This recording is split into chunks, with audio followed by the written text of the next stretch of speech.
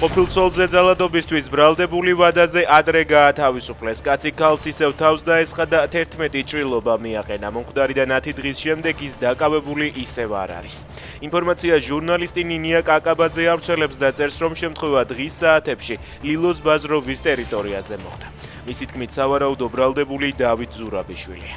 ილიაობის დღესასწაულზე ოცნების ჩინოვნიკებს შორის მომხდარი ჩხუბის ფაქტზე ყვარლის მერის მოადგილის პოსტზე მყოფი ლევან გელაძე, საკრებულოს თავმჯდომარე გივი ზაუტაშვილი და ნიკა ზაუტაშვილი დააკავეს. გამოძიების ინფორმაციით, დაპირისპირებისას ნიკა ზაუტაშვილმა ლევან გელაძეს ბლაგვის საგნის გამოყენებით სახის არეში დაზიანება მიაყენა. გავრცელებული ინფორმაციით, სუფრაზე ყაველაშვილი და პაპუაშვილიც იმყოფებოდა.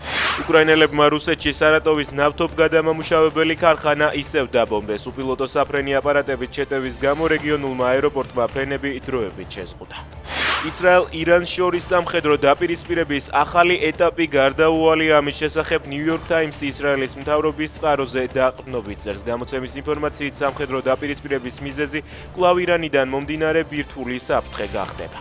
ისრაელი კი შეეცდება ირანში არსებული რეჟიმი დაამხოს ტრამპის პრეზიდენტობის ვადის დასრულებამდე.